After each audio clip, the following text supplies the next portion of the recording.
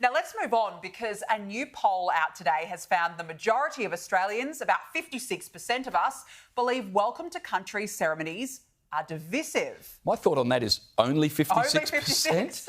The Institute of Public Affairs poll of 1,005 people also found 49% believed welcome and acknowledgement of country should not be performed prior to sporting events, and 46% said welcome to country rituals were not appropriate at Anzac Day ceremonies. So if close to half of the population say welcome or acknowledgements are not necessary at sporting or Anzac Day ceremonies, let alone every time your domestic flight touches down, are they really necessary before, well, let's say, a speech at Press Club?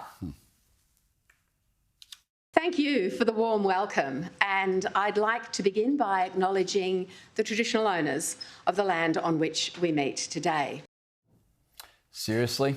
Meanwhile, business leaders have told the Herald Sun that pressure to perform welcome and acknowledgement of country typically comes from woke staff members. Yeah, there's no doubt governments are pushing this too. One leading childhood educator told the Herald Sun, quote, pressure to incorporate daily acknowledgements in lessons with 3- and 4-year-olds, often through song, came through government and peak body frameworks. You know, as I just said, I've been in Europe for the last 4 weeks and I took a number of flights to different countries there, different airlines, not Australian airlines, all the local airlines. And I actually noticed and I thought to myself, thank goodness, not one welcome to country, not one acknowledgement to country, just, you know, welcome to Rome where the current temperature is this, enjoy your holiday. Yes, of course I'm going to enjoy my holiday, and off I go.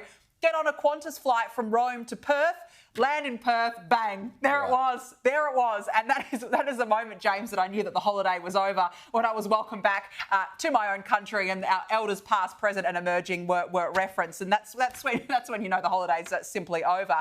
But I thought this was quite interesting. I was surprised, as you said, it was only 56% of people that found it divisive. I actually think it's a lot more than that, to be honest, because I don't know about you, but I feel like the general sentiment now is people have had a gutful of it. And a lot of people are not willing, though, to come out and say, yes, I've had enough, because they're worried that they're going to be called a racist. They're worried that they're going to be called a bigot. Well, there's nothing racist, and you shouldn't be called a bigot just for being proud of being one country and under one flag.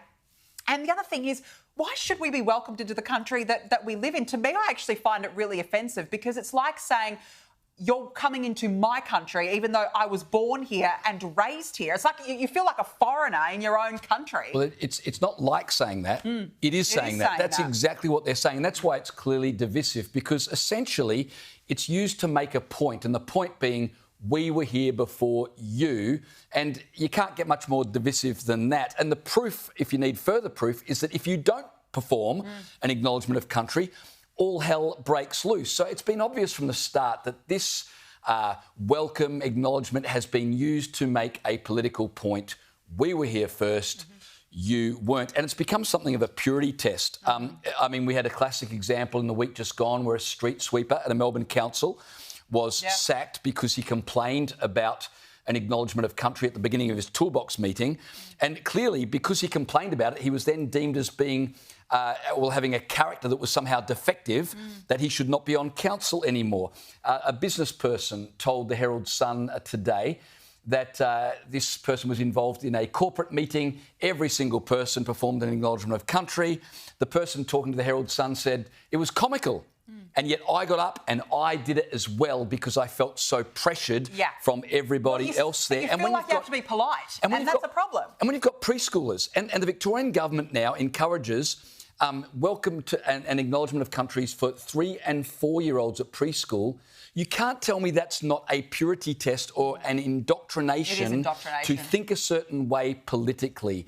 It's absolutely divisive, and no wonder people are upset about it. Well, it's actually indoctrinating children into these culture wars that we're seeing, and this is why you see the constant the rallies on Australia Day. It's always a divisive day, and it's because of this indoctrination. These kids coming through the system are basically being told that we're the enemy, that you're the enemy of the country. So here's a simple test, right? Since we've been doing welcome to country, acknowledgement of country, just answer me this. Do you think Australians have come together? No. Or do you think it's driven us apart? It's driven us apart. I mean, look at the fractures happening in our society right now, James. And let's not forget, though, that 60% of us voted no to this division, and yet it's gone the other way. So when you're being welcomed and acknowledged with all this love, and yet the division is getting greater and greater, maybe there's something wrong with the welcome and the acknowledgement itself. I just want to point out that 21 federal government departments spent an average of $1,266 on each of the 300 ceremonies over the past two years. That is a bill of $450,000 of our money, of taxpayers' money, to sit there and be polite. And that's all it is. We just sit there, we take it, we be polite. So you're saying it's not only divisive, it's a bit of a cottage industry as well? Clearly, I think that's spot on. Well, one person who's been saying no to this for a very, very long time is One Nation leader Pauline Hanson, and she joins us now. Senator, nice to see you. Thanks for joining me. Look, I'm sure you're not surprised by this survey. You've been saying that the welcome to country has been overdone for years now. But realistically, what is it actually going to take to put an end to these? Who is going to be brave enough to say, yes, enough is enough? Every Australian out there that's got a backbone about them and say, we're not going to deal with this anymore. Turn your back on it, as I do every time I'm in Parliament and they do welcome to country. I turn my back on it. I went to my grandson's school, the anniversary there, and they did a welcome to country. I was the only one that turned my back on it with all these other parents around. I don't care. I'm not going to put up with this rubbish. And your stance on this, what you have said, Danica and James, you guys are so in line with the way that I think. Oh, hold on a minute. Can I call you guys? Are you offended by that? I'm so offended. Anyway. So offended. I wasn't offended. I'm fine with it, Pauline. So it's just ridiculous where we're going. It has been divisive, and I'm with you, Danica. There's more than 56% of the public out there are so over this, but they are in fear of calling it a bigot or racist. I totally agree with you. But if we're going to join together as a nation, we're all seen as Australians, we must fight back. Have your say. Don't go along with it. That council worker, good on him for actually fighting back over it and questioning it. And yet he's lost his job, he's won it in the courts, and I hope that they actually apologise to him and offer his job back. But Australians, I'll tell you out there, you are the ones, you are deciding your future and the future of this nation. If you want to put up with this rubbish, this crap, well then you're to blame for it. But you have every opportunity now. Our kids being taught it in school. You know, my grandson came home and he was about 9 at the time, 10, and he said, Grandma, he said, we've got to put our hands on the ground and do a welcome to country. I said, no, you don't. He said, but we have to. The teacher says, no, you don't. Stand up there and say, I'm not doing it. Well, he said, I don't want to do it. I said, then don't do it. And he doesn't do it. So it's been taught to it. They're being brainwashed in the educational system right in the early childhood, even before they go to actually grade 1. This has been brainwashed. This is put on to them by the activists, and we are going along with it. Come on, wake up, Australia. So, Senator, I've got to ask you this. If 56% of Australians at least think this is ridiculous, it's divisive, tell me what you thought when Susan Ley got up at her first speech at the Press Club and began with a welcome to country. What did you think when you heard that? What went through your mind? I was disgusted, absolutely disgusted with it.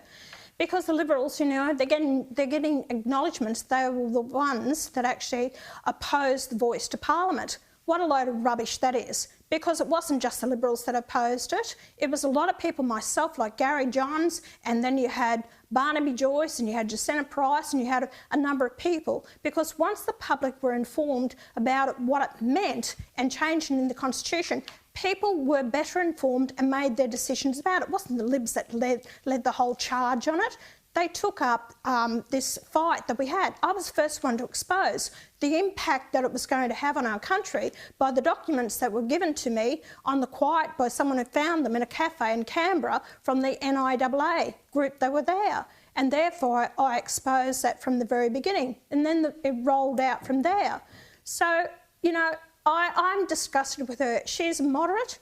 I don't believe she's the right person to lead the Liberal Party. I think you need a true Conservative, but she's been dragged along by the moderates because she's moderate.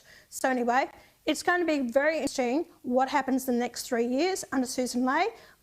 I'll tell you, I don't think she'll last the distance. I think she'll be overthrown before the next election.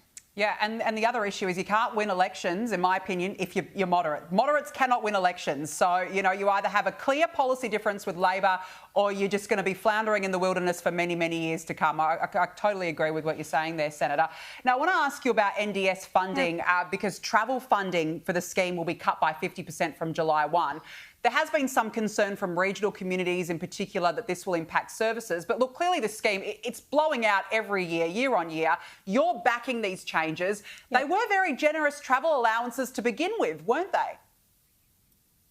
They were around about $195 an hour of travel allowances. And then on top of that, when you're in the city areas, you get paid, NDIS, those providers get paid about $195 an hour. Then if you're remote, it's over $300 an hour. Very remote, over $500 an hour. So they get being paid very, very well on the NDIS program. This is going to be cut back to about $97 an hour. That's for travel. How many Australians out there actually get travel allowance to go to their jobs? Not many. It is an absolute rip-off. And then they say, well, the people won't go into the clinics to get the services they require.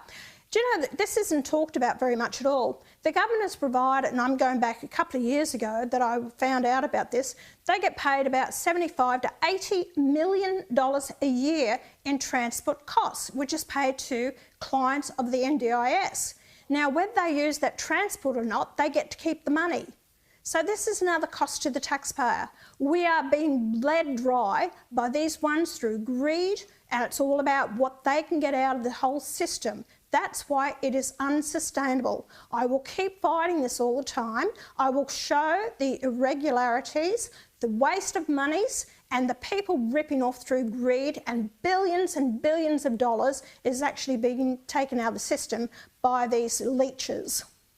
Well, of course, speaking of the NDIS, you can't help but think of our defence budget because NDIS is almost as large as what we're spending on defence, and the US are insisting we're not spending even anywhere near enough on that. Anthony Albanese is resisting all attempts to raise our spending to anywhere near the 5% of GDP that Trump is demanding. I just wanted to quickly get your thoughts on where that argument is at. Are you confident with the Albanese government in terms of where they stand on defence spending, or do you think they're leaving us dangerously exposed? They are leaving us dangerously exposed. We spend about $57 billion a year. The NDIS is $52 billion a year, growing at 8% a year. So therefore, it will overtake this defence spending within a year. So anyway, my whole attitude towards this is increase your defence spending. We have to be seen that we are prepared to defend our own nation. People put up their join the Defence Forces because they are putting their lives on the line. Why can't we give them the right material, whether it be, you know, missiles or frigates or boats or submarines? We need to actually give them the items that they need to go out there and fight for us to defend this nation. Anthony Albanese, he's put on, we've got 1 million public servants out there. Imagine the billions of dollars that it costs the Australian taxpayers for that. Yet he's not prepared to ensure that we have national security. I agree with Trump. I totally agree with him. If we want an ally in America, then pull our own weight.